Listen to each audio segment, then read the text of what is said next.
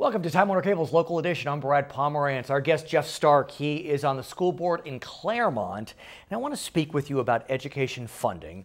As you know, Prop 30 passed, which I'm sure is a relief to folks like yourself. It's a relief for us. That being said, the governor is looking at changing the way schools are funded, and he wants to give certain financial preferences, I guess that's the word, to school districts that educate children that are more economically disadvantaged.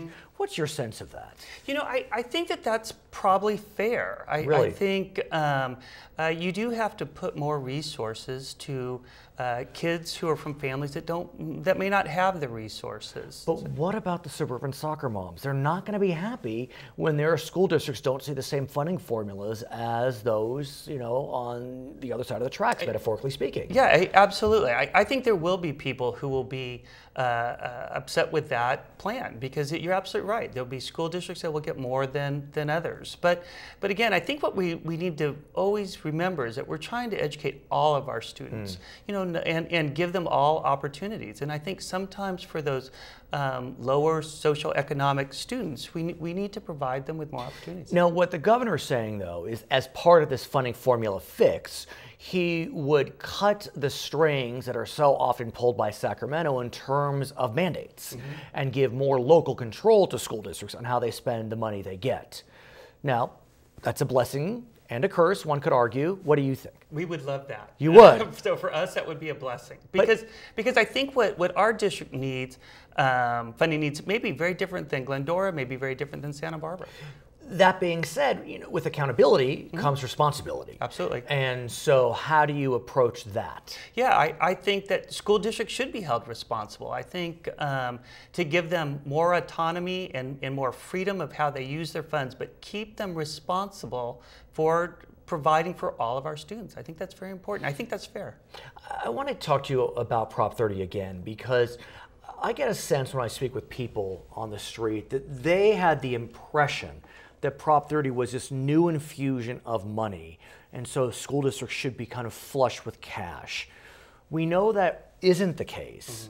And so are you hearing what I'm hearing, and as a result, is that causing frustration? It is causing some frustration because we're hearing exactly what you're hearing. Right. They thought that it would bring more monies to districts. It's really not. It's keeping funding levels the same. I think in the future, it may bring more money to districts just as the state economically grows.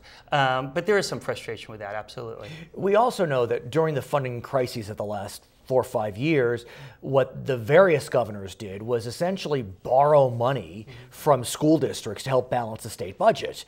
And as I understand it, California owes about $7.5 billion to the schools.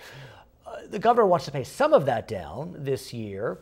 Will that benefit school districts on the ground like Claremont, like Los Angeles, like whatever it may be? I think so. I think, you know, we're wondering if we're ever going to see any of that money. So for us to get any of that and to develop a plan where we will see those monies will greatly benefit Claremont. But what happens, though? I mean, you know, families have children in schools right now.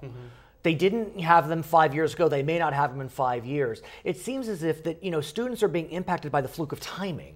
I mean, how do you respond to that? I think that's absolutely correct, and I think that's scary, and I think that that's a problem with how we fund our schools, and that is a problem because it is very different times now than it was 10 years ago.